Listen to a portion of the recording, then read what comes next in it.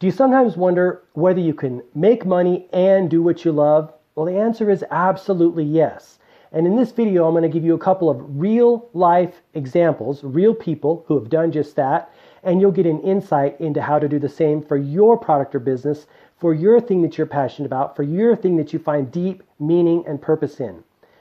In the game of life, we all come into the world with certain aptitudes and skills and passions and tendencies to things that we love and enjoy. Now, the challenge and the fun challenge is, how can we find a way to do what we enjoy and still be valuable to other people to earn money, right? To help them find fulfillment and to help them get what they want. Zig Ziglar had the famous phrase, when you help people get what they want, you'll get everything you want. The goal in life is to help as many people as we can get as much as they want, and then we will find everything that we want, including fulfillment and joy. Because at the end of the day, lots of people have talked about this, it's the service that brings the joy. Serving other people, being valuable, helping them solve problems, fills us up and fills them up. But the thing about it is, there's a lot of talk in the world about people saying, hey, don't do what you're passionate about. Do what the marketplace needs. Don't do what's in your heart. Find a need in the marketplace and solve that. And you know what? That's super valid and that's totally fine. But what I'm talking about is a win-win for both you and your customer and other people. I'm going to share two examples with you of people who did what they love, who did what their hearts wanted them to do, who they found deep meaning in this work, and also won big time and also became a win-win for the world. And the first one is Joseph Campbell. Now, we all know Joseph Campbell was passionate about studying mythology, studying stories that for thousands of years human beings have told each other and that helped people understand the human experience, right? Helped them understand their place in the cosmos.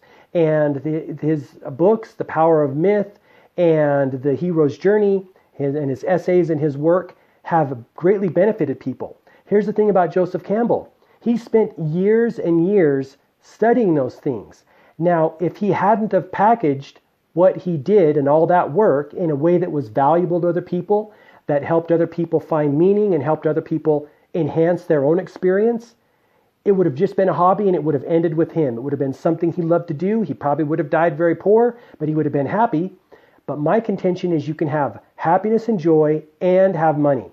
It's all about how you package it. So whatever you're passionate about, whatever you enjoy, ask yourself, hey, how can I take the work that I've already done, my fascination and my enjoyment of this topic or this subject or this thing that I do, whether it's building something or making something or creating something or anything under the sun, how can I take this thing and package it in a way that is valuable to other people, that other people can consume and get more of what they want out of, whether that's meaning, whether that's money, whether that's a product or service. Always ask yourself that question. How can I package this in such a way that is valuable to someone else? That's what Joseph Campbell did. The other person I want to share with you is Marie Kondo. Now, Marie Kondo invented or kind of came up with the KonMari method, and that is the way of decluttering that is very simple, helps people clear out their clutter, get more energy into their lives, helps people bring more joy into their lives, which is what we're all going after at the end of the day anyway, right? Like that's the root of what we all want. We come from joy. We are always wanting to connect with joy, and we're going to return to joy after we pass from this world. But what Marie Kondo did is she said, hey, I love this stuff. I'm really good at decluttering. I am going to build a business around this. And she started a consulting business in Japan, helping people declutter their apartments, declutter their lives, and was very successful.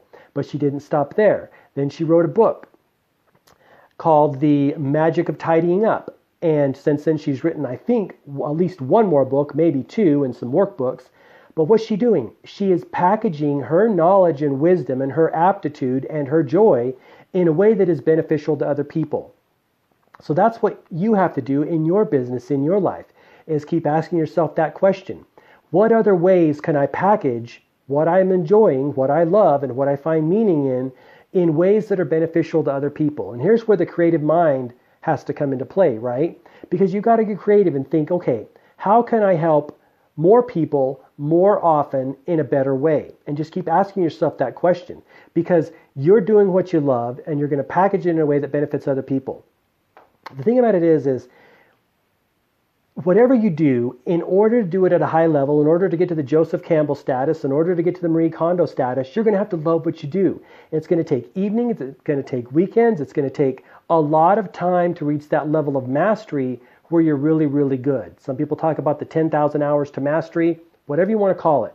At the end of the day, if you're only playing shallow in the shallow end with your whatever your business idea or your business venture is, you're not going to reach that high level of mastery. You're not going to get really good at it to a point where people can really get a lot of value out of what you're doing.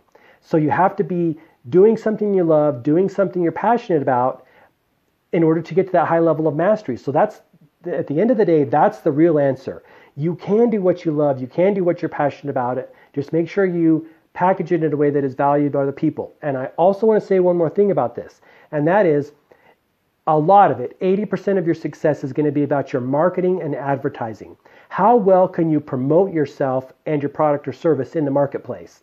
T. Harv Eker, one of the famous marketers of our era, said this. He said, spend 80% of your time, money, and energy on marketing. Whatever business you're in, spend 80% of your time, money, and energy on marketing.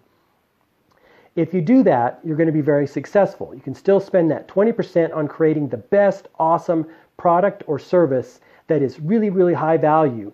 But if you don't push 80% of your time, money, and energy into the marketing, nobody's going to know about it. Some of my favorite marketing gurus, people that talk about the marketing scene and the advertising scene, Joe Vitale. In fact, Joe Vitale wrote an awesome book about P.T. Barnum and talks about P.T. Barnum's marketing prowess. It's a really awesome read for people who are self-marketing and want to learn more about the marketing endeavors. Also, Jay Abraham talks about like creating collaborative partnerships and win-win situations and just marketing and advertising and business development in general. But there are books out there for the single entrepreneur, the solo entrepreneur to look into and study up on to get an understanding and get some build up their marketing chops, their advertising chops. So those two things are what I want to share with you in the video. Yes, you can do what you love, just package it in a way where it's valuable to someone else. And two, always be looking at how am I marketing this? How can I market it better? How can I create an advertising campaign that really shares this idea in the best way, that resonates with people, that changes people's hearts and minds, right? That's what you want to do. You want to stir the emotions. You want to show them what could be possible in their lives, what the outlandish benefits that are awaiting them when they purchase your product or service. That's been one of the most fun aspects of building my own business around personal transformation and personal development, is playing with this advertising component, playing with the marketing component. So I challenge you to do that in your own business. I hope this video has been helpful. If it has, please give it a thumbs up and subscribe to the channel for more videos like this and also episodes of Enhancing the Human Experience. Thanks so much for watching. Have an awesome day.